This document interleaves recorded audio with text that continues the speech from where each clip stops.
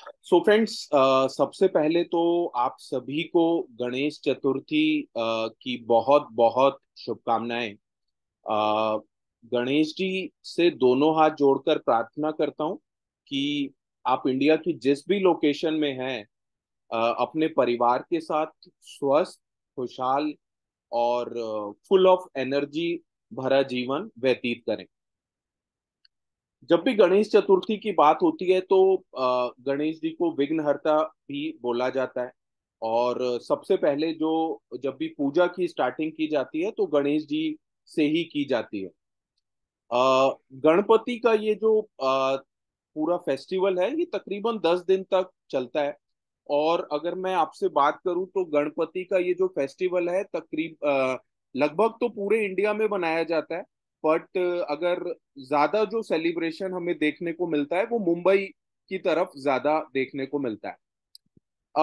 अभी मैं आपसे बात करूंगा, अगर आप लोगों को के सामने कुछ एक फैक्ट्स भी रखूंगा और ये फैक्ट्स आप लोगों को काफी इंटरेस्टिंग भी फील होंगे। अ, इसी 10 दिन के दौरान एक गणपति जी का एक पंडाल है मुंबई में ही जिसका कि इंश्योरेंस किया गया है 360 करोड़ रुपए का। अब आप ये सोचोगे कि यार 360 करोड़ का इंश्योरेंस कैसे हो सकता है। तो पहले कुछ फैक्ट्स पर आते हैं। और फैक्ट ये है कि मुंबई के अंदर लास्ट ईयर 60,000 से ज्यादा गणपति विसर्जन हुआ, यानी 60,000 से ज्यादा से अबव 60,000 गणपति जो आइडल्स थे उनका विसर्जन किया गया था लास्ट ईयर। अब अगर मैं बात करूं तो अब अगर मैं आपसे बात करूं जो गणपति विसर्जन हुआ था, आ, उस गणपति विसर्जन में 60,000 से ज्यादा आ, जो गणपति आइडल्स थे वो विसर्जित किए गए थे। वहां पर एक ग्रुप है GSB, जिसका कि पूरा नाम है गॉड सरस्वत ब्राह्मण सेवा मंडल, जिसको कि रिचेस्ट पंडाल जो वहां पर लगाते हैं। और अगर हम बात करें इस साल की तो वहां पर 66 kg ऑफ गोल्ड, यानी कि 66 किलो गोल्ड जो है वो गणेश जी को पहनाया जाएगा। और इसके साथ साथ 295 किलो 295 kg की चांदी जो है वो उनको पहनाई जाएगी। अब अगर मैं बात करूं, आप लोग सोच रहे होंगे ये जो 360 करोड़ है ये क्या गणेश जी की ज्वेलरी के ऊपर हुआ है इंश्योरेंस कवर? तो ऐसा नहीं है। इसमें से तकरीबन 80% यानी कि 290 करोड़ का जो इंश्योरेंस कवर लिया गया है तो जो GSB का स्टाफ है और जो वहां के वॉलेंटियर्स हैं उनके लिए लिया गया, उनके पर्सनल एक्सीडेंट और उनके स्टाफ के लिए। और अगर मैं बात करूं जो रिमेनिंग इंश्योरेंस है उसमें 38 करोड़ का जो इंश्योरेंस दिया गया है, 38 करोड़ का जो इंश्योरेंस दिया गया है, वो दिया गया है गोल्ड और ज्वेलरी के लिए। इसी तरीके से 2 करोड़ का जो इंश्योरेंस कवर दिया गया है वो अर्थक्वेक के लिए दिया गया है, यानी कि पंडाल में अगर अर्थक्वेक की वजह से कोई दिक्कत परेशानी आती है तो उसको कवर करने के लिए दिया गया है। इसी तरीके से 30 करोड़ 30 करोड़ का जो पंडाल और जो डिवोटीज वहां पर आएंगे यानी जो दर्शनार्थी आएंगे उसका 30 करोड़ का इंश्योरेंस कवर लिया गया है। अब आप ये सोच रहे होंगे कि यार 360 करोड़ का जो इंश्योरेंस कवर है उसके लिए प्रीमियम कितना दिया गया होगा? तो अभी ये साल का तो प्रीमियम डिस्क्लोजर नहीं आया, बट लास्ट ईयर 316 करोड़ रुपए का जो ओवरऑल इंश्योरेंस कवर जो है वो लिया गया था और जिसके लिए तकरीबन 7 से 10 लाख रुपए का प्रीमियम जो है वो पे किया गया था। सेम इसी प्रकार से मुंबई में एक और गणेश जी का पंडाल वहां पर लगता है जिसको कि लाल बागचा लाल बागचा राजा के नाम से जाना जाता है। और उन्होंने भी अपने पूरे पंडाल का इस साल का इंश्योरेंस कवर लिया है जो कि 26.54 करोड़ का है, यानी 26.54 करोड़ रुपए का इंश्योरेंस कवर उन्होंने लिया है। और जिसका की प्रीमियम उन्होंने पे किया है तकरीबन तकरीबन 5.5 लाख रुपए का।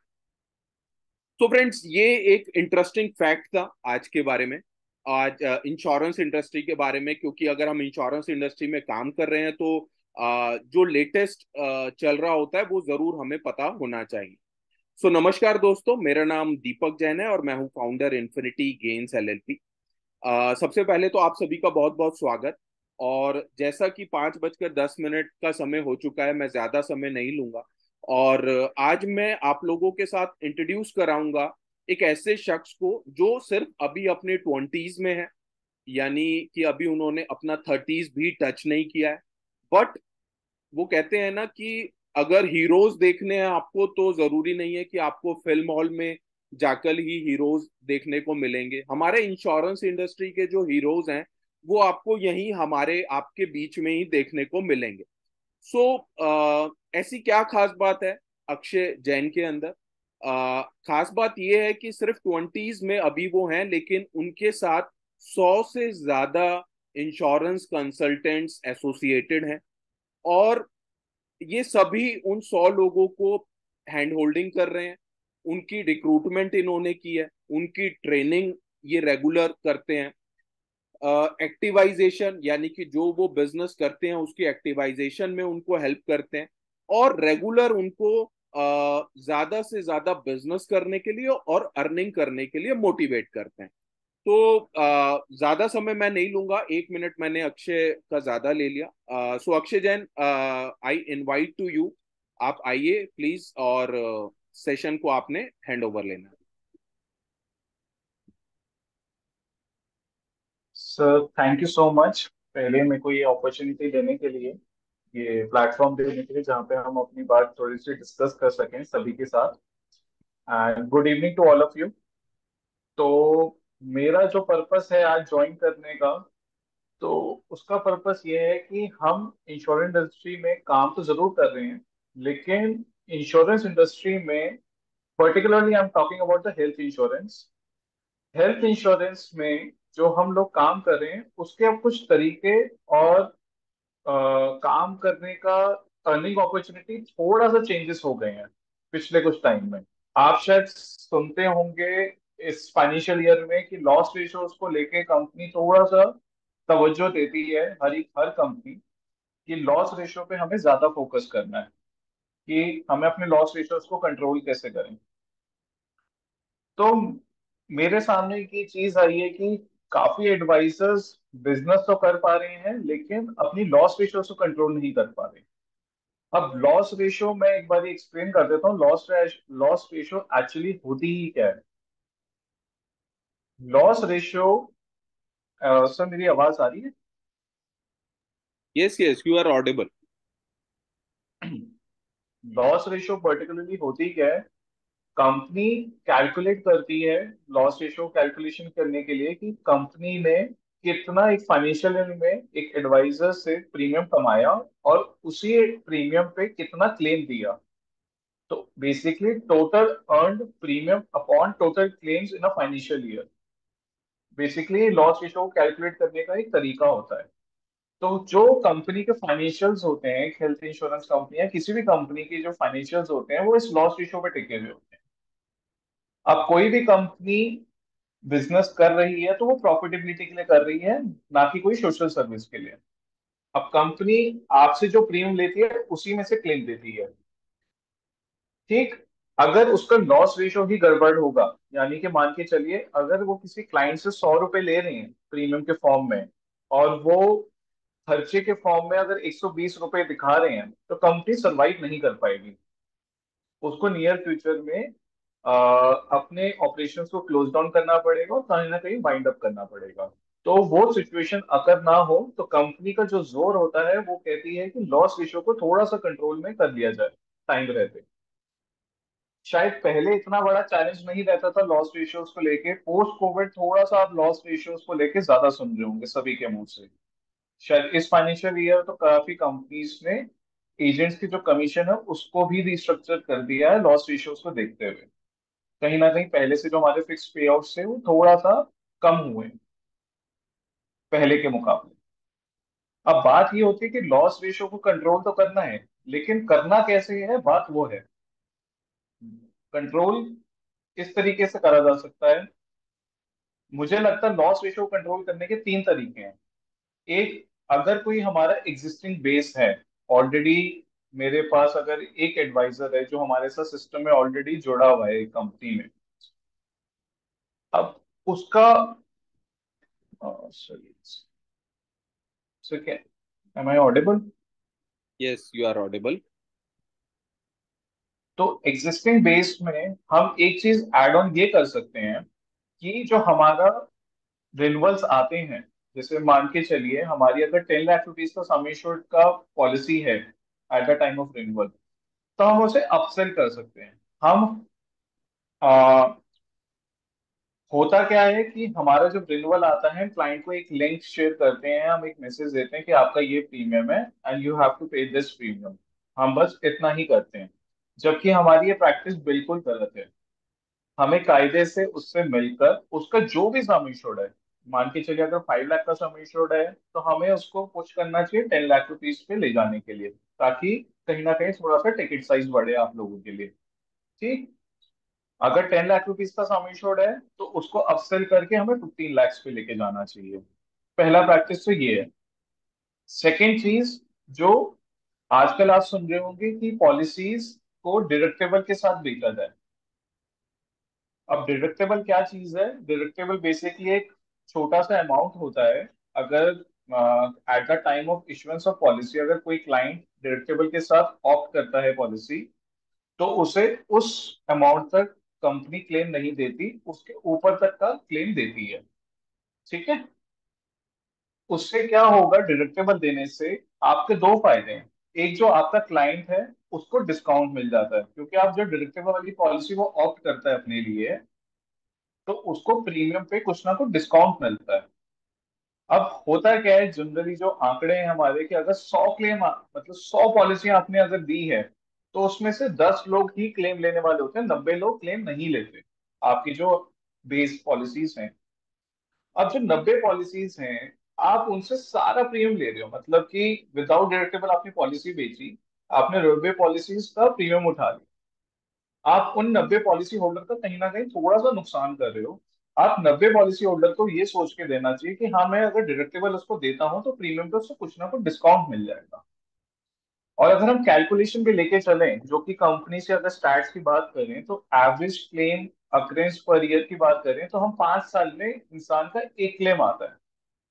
और अगर हमने एक डिडक्टेबल छोटे से अमाउंट का दे भी दिया, और मैं हर साल की सेविंग 10 से 12 हजार रुपए की कर रहा हूँ, और 5 साल में मेरी सेविंग 50 से 60 हजार रुपए की बैठ गई, और मुझे 5 साल में क्लेम लेना भी पड़ गया, तो मुझे अपनी जैसे जस्ट 25,000 बेयर करने पड़े, अगर उसने डिडक्टेबल अमाउंट 25,000 का ले रखा है।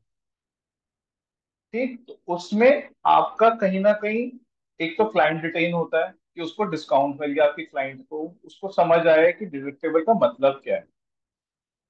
तो now company is trying to push कि आप डिडक्टेबल को क्लाइंट को डाउनलोड करो, ताकि उस चीज पे वो मूव करे। उससे दो फायदे होंगे आपके लिए। एक तो आपका क्लाइंट रिटेन हो रहा है, उसका डिस्काउंट मिलके वो मूव नहीं करेगा कहीं और दूसरी चीज, आपके जो लॉस रेशियोज हैं वो बहुत कंट्रोल में आ जाएंगे। आप जनरली देखते होंगे, जैसे कि आजकल सीजन चल रहा है डेंगू, टाइफाइड, मलेरिया का, तो आपके पास छोटे छोटे क्लेम्स बहुत आ जाते हैं, 30, 40, 50 हजार रुपए, 70 हजार रुपए के। तो जिस दिन हम डिडक्टेबल देना शुरू कर देंगे, तो ये जो छोटे क्लेम्स हैं ये एलिमिनेट हो जाएंगे कहीं ना कहीं। पेपर जो लोग हैं वो इतनी जल्दी हॉस्पिटल में जाना, मूव करना प्रेफर नहीं करेंगे, अगर वो डिडक्टेबल के साथ जाते हैं तो। दूसरी चीज ये थी। तीसरी चीज, जो मैंने एक चीज बहुत बड़ी कमी देखी है लोगों में, जो लोग फोकस कर सकते हैं, हम क्रॉस सेलिंग नहीं करते। हमारा जो एग्जिस्टिंग क्लाइंट है, हम सिर्फ और सिर्फ हेल्थ इंश्योरेंस की बात करते रह जाते हैं, जबकि हमारे पास एक्सेस बहुत सारी चीजों का है। हम कैंसर पॉलिसी दे सकते हैं, हम क्रिटिकल इलनेस पॉलिसी दे सकते हैं, हम एक्सीडेंटल पॉलिसी दे सकते हैं, हम ट्रैवल पॉलिसी दे सकते हैं। लेकिन हम उसको वो समझाते ही नहीं है, क्योंकि उसकी नॉलेज हमने कहीं ना कहीं खुद नहीं ले रखी। हम सिर्फ और सिर्फ हेल्थ इंश्योरेंस पॉलिसी की बात करते हैं, क्योंकि उसका टिकट साइज बड़ा है। नहीं। लेकिन मेरी अप्रोच ये कहती है कि आपका जो क्लाइंट बेस है, पहली बात, मेरे लिए हर कोई प्रोस्पेक्टिव क्लाइंट है। इस मार्केट जिस इंडस्ट्री में है हम लोग हैं, हमारे लिए हर कोई एक ओपन मार्केट है, और हर कोई प्रोस्पेक्टिव क्लाइंट है। एंड आईपीए पॉलिसी जैसी पॉलिसी है जिसका प्रीमियम ही मात्र 2,500 से 3,000 रुपये या 3,500 रुपये होता है, वो प्रीमियम तो हम हर किसी को दे सकते हैं, मतलब everyone can take it. सालाना 2,500 से 3,000 रुपये प्रीमियम कुछ भी नहीं होता। इजिली कोई भी पर्सन इस पॉलिसी को अवेल कर सकता है। वो उस चीज पे हम कॉन्सेंट्रेट इसलिए नहीं करते क्योंकि हमें लगता है कि हमारा टिकट साइज बहुत छोटा है। लेकिन टिकट साइज जरूर छोटा हो, लेकिन उसमें आपको बेनिफिट्स क्या है? एक तो accidental policies, total profitable business for the company. उससे क्या होगा? आपके क्लेम्स कंट्रोल में आएंगे, आपकी लॉस रेशियो कंट्रोल में आएंगे। तो ये जो तीन तरीके हैं कि आईपीए पॉलिसी सेल करनी चाहिए, या डिडक्टेबल के साथ पॉलिसी देनी चाहिए, या अपसेल करना चाहिए, ये सारे जो तरीके हैं ये अपने लॉस रेशियो को कंट्रोल करने के लिए। अब आप कहेंगे कि लॉस रेशियो को कंट्रोल क्यों करना चाहिए? लॉस रेशियो को कंट्रोल इसलिए करना चाहिए क्योंकि जो आप कमीशन कमाते हैं, कमीशन तो ठीक है, आपको आईएडी कमीशन दे दी कंपनी, लेकिन आपकी जो कॉन्टेस्ट क्लब्स होते हैं वो डिपेंड करते हैं लॉस रेशियो पे। हर कंपनी सिर्फ लॉस रेशियो पे उन चीजों को रिलीज करती है। अगर कहीं ना कहीं वो डिस्टर्ब होने शुरू हो गए तो कंपनी आपके वो जो कॉन्टेस्ट क्लब्स हैं उसको कहीं ना कहीं फोरफीट कर देती है। तो हमें हर चीज को ध्यान में रखते हुए काम करना है। और एक सबसे मोस्ट इम्पोर्टेंट चीज जो आईएडी का भी फोकस है और कंपनीज का भी फोकस है कहीं ना कहीं इन द कमिंग ईयर्स, कि हमें फ्रेश बिजनेस पे ज्यादा फोकस करना है रादर देन पोर्टेबिलिटी बिजनेस। आप कहीं ना कहीं कमीशन ग्रिड्स देखते होंगे हर कंपनी की, तो हर कंपनी ने पोर्टेबिलिटी बिजनेस को थोड़ा सा डिस्करेज करा है, क्योंकि वो हाई रिस्क बिजनेस है पोर्टेबिलिटी बिजनेस, क्योंकि उसमें बंदा कई सालों से पॉलिसी चला रहा है, उसकी कोई भी वेटिंग पीरियड्स नहीं है, वो सब वेव्ड ऑफ है, डे वन पे कवरेज देनी पड़ती है। तो हर कंपनी का एक ही फोकस है कि अगर आप एक महीने में 5 लाख रुपए का धंधा कर रहे हैं तो 3.5 से 4 लाख रुपए आप फ्रेश बिजनेस से लाएं। और ऐसा नहीं है कि हम फ्रेश बिजनेस कर नहीं सकते। फ्रेश बिजनेस के लिए हमारे पास पूरी मार्केट ओपन है। अभी भी अगर बात करें रिटेल पॉलिसीज की, I am not talking about the group policies and corporate policies, अगर हम रिटेल पॉलिसीज की बात करें तो पेनिट्रेशन रेट अभी भी 5 से 7% से ज्यादा नहीं है। ये हमारे अंदर में थे कि सबने पॉलिसी ले रखी है। आप लोगों से बात करना शुरू करेंगे तो आपको समझ आएगा उनके पॉलिसी, उनके पास पॉलिसी नहीं है, और अगर है भी तो एप्रोप्रिएट सम एश्योर्ड की नहीं है। कई बार हम चीजें कन्वे नहीं करते और हमें लगता है कि ऑलरेडी पर्सन एक होल्ड कर रहा है एक डिसेंट सम एश्योर्ड। तो ये सब चीजों को ना जब आप कंट्रोल में ले आएंगे तो आपको काम करने में ज्यादा मजा आएगा। और फ्यूचरिस्टिक व्यू यही है कि आपको लॉस रेशियो कहीं ना कहीं कंट्रोल में लाना ही पड़ेगा। अगर वो लॉस रेशियोज कंट्रोल में नहीं आई तो हम कहीं ना कहीं डिमिनिशिंग मोड में हैं। हम फ्यूचर, क्योंकि हर इंडस्ट्री में अपग्रेडेशन की जरूरत होती है, और इस टाइम जो डिमांड है वो यही डिमांड है टाइम की, कि कहीं ना कहीं हमें ना सारी चीजों को देखते हुए चलना है, चाहे वो हमारे रिन्यूअल्स हैं, चाहे हमारा फ्रेश बिजनेस है या पोर्ट बिजनेस है। ठीक है, पोर्ट बिजनेस करने से कंपनी मना नहीं कर रही, लेकिन पोर्ट बिजनेस को कंपनी उतना भी एनकरेज नहीं कर रही जितना पहले हुआ करता था। और अच्छी बात ये भी है कि हाँ, इसमें हमारा ही फायदा है। अगर हम फ्रेश बिजनेस पे ज्यादा फोकस करेंगे तो हमें न्यू क्लाइंट्स को रीच आउट करने का ज्यादा चांस मिलेगा, रादर देन हम एक घर से दूसरे का शिफ्ट करें, हम नए क्लाइंट्स को टच करें। और जो ऑलरेडी हम क्लाइंट्स को पॉलिसी दे रहे हैं उससे क्रॉस सेल करें, उसको कुछ ना कुछ मल्टीपल प्रोडक्ट्स हैं। हर कंपनी के पास 10 से 15 प्रोडक्ट्स होते हैं, लेकिन हम सिर्फ एक या दो प्रोडक्ट्स बता के रह जाते हैं। हमें एटलीस्ट 4 से 5 प्रोडक्ट हमारी किटी में डिस्कस करने लायक होने चाहिए कि हाँ मैं इसको ये चीज भी दे सकता हूँ।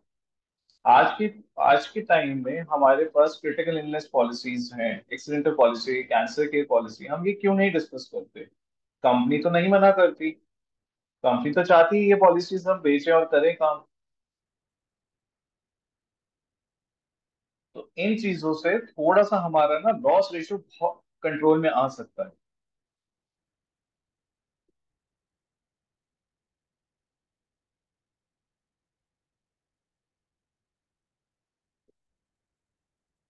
बाकी सर कोई डाउट है, कुछ मतलब कोई क्वेरी या कुछ पूछना चाहे तो बड़ी बात कर सकते हैं। ओके, सो आप में से कोई भी अगर अक्षय से कोई क्वेरी करना चाहते हैं, कोई क्वेश्चन करना चाहते हैं कि वो किस तरीके से काम करते हैं, एनीवन?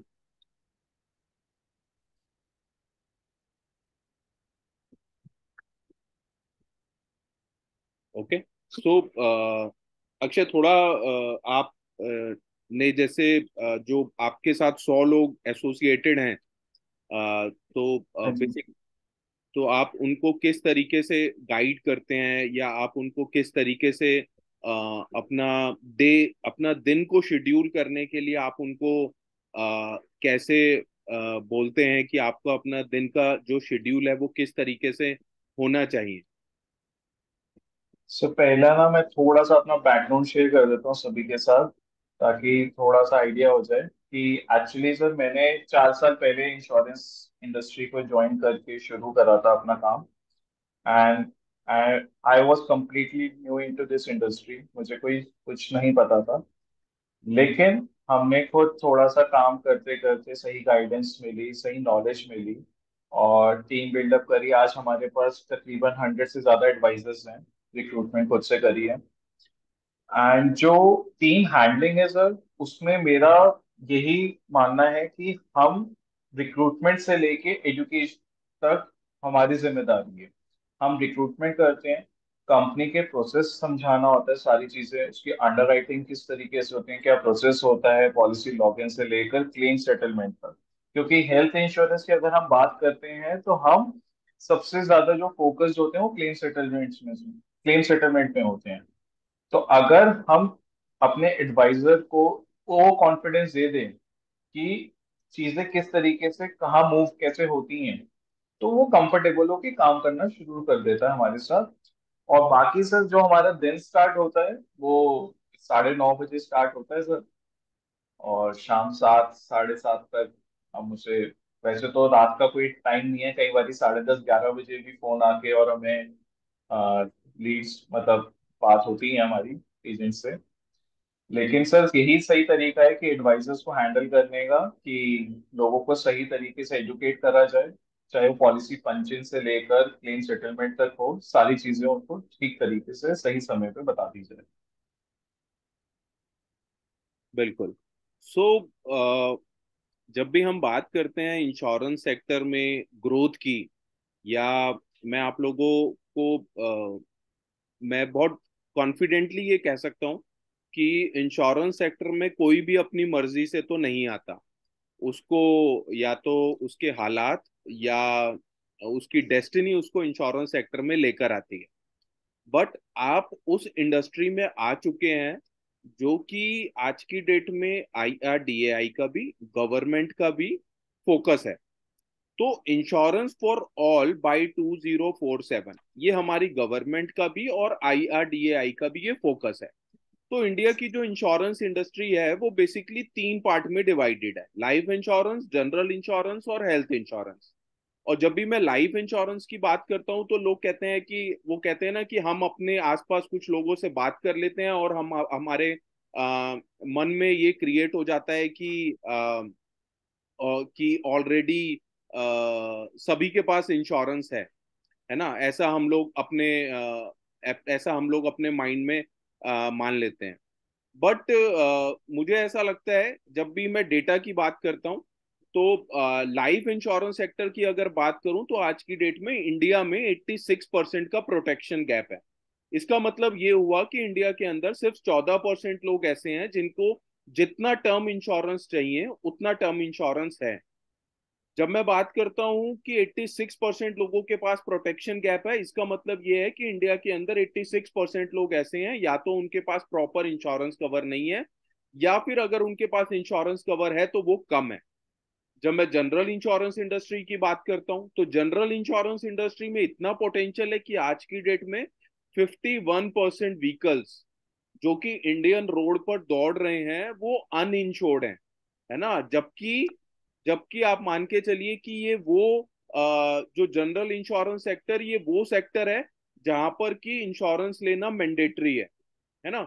और अगर मैं आपसे हेल्थ इंश्योरेंस सेक्टर की बात करूं तो 140 करोड़ की पॉपुलेशन में 56 करोड़, 56 करोड़ की पॉपुलेशन आज भी ऐसी है जो कि एलिजिबल है हेल्थ इंश्योरेंस कवर लेने के लिए, बट वो लोगों ने अभी तक इंश्योरेंस कवर नहीं लिया है। तो friends, there is a huge potential in insurance sector. आप उस सेक्टर में हो, आप उस इंश्योरेंस सेक्टर में हो जहां पर अगर आपने अपने माइंड में ये डिसाइड किया कि मुझे रोज का 1,000 रुपया का अर्निंग करना है तो भी आप कर सकते हैं। अगर आपने रोज का 5,000 कमाना है तो भी आप कमा सकते हैं, रोज का 10,000 या 1 लाख, या आपके ऊपर है।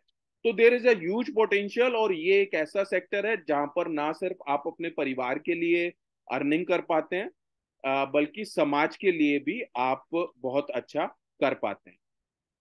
सो अक्षय, अगर आप एक बार स्क्रीन अपनी ओपन कर लें। सो 5:30 एज पर प्लान और एज पर शेड्यूल। सबसे पहले तो आपका बहुत बहुत धन्यवाद, थैंक यू सो मच कि आपने समय निकाला अक्षय। और सबसे इम्पोर्टेंट बात यह है कि आपने जो आज टॉपिक चूज किया ना, क्लेम रेशियो से रिलेटेड, बहुत इंपॉर्टेंट टॉपिक है ये। और यूजुअली अगर मैं बात करूं तो इस टॉपिक के बारे में बहुत ज्यादा डिस्कशन होता नहीं है। ज्यादातर डिस्कशन हमेशा ये होता है कि पॉलिसी सेल करनी है, पॉलिसी सेल करनी है। बट ये आज का सेशन, आज का टॉपिक उन लोगों के लिए ज्यादा इंपॉर्टेंट है जो अपनी बेस और किटी काफी क्रिएट कर चुके हैं, है ना। और उनको अब वो जो पोर्टफोलियो है वो मेंटेन भी करके रखना है, क्योंकि इंश्योरेंस एडवाइजर एक ऐसी कड़ी है जो कि कंपनी और क्लाइंट दोनों के बीच, दोनों को जोड़ने का काम करते हैं। सो फाइनली इट्स समय हमारा हो चुका है as per schedule. So thank you so much. कोई लास्ट वर्ड, लास्ट लाइन अगर आप कुछ कहना चाहें, एनीथिंग फ्रॉम योर नहीं side. Sir, thank you so much to you कि आपने मुझे इनवाइट करा। और आप इसे जो सीखने को मिलता है उसी को बस हम कन्वे कर रहे हैं और मैसेज के फॉर्म में। लेकिन मैं सर यही चाहता हूँ कि बेसिकली हम, जैसे कि आपने बोला कि हमारा ग्रोइंग सेक्टर है, और मैं तो खुद मानता हूँ इस मार्केट में बहुत पोटेंशियल है, अभी भी बहुत अनएक्सप्लोर्ड मार्केट है। हम कहीं ना कहीं थोड़ा सा कई बार सुस्त पड़ जाते हैं। वो सुस्ती छोड़ के बस अगर हम काम की तरफ तेजी पकड़े, और अब तक आने वाला समय काम का ही है, तो there is no excuses, just to focus on the work. Okay. Thank you so much, Akshay. Thank you thank so you so much, much. participants. Thank you Thank you so so much sir. much. Sure.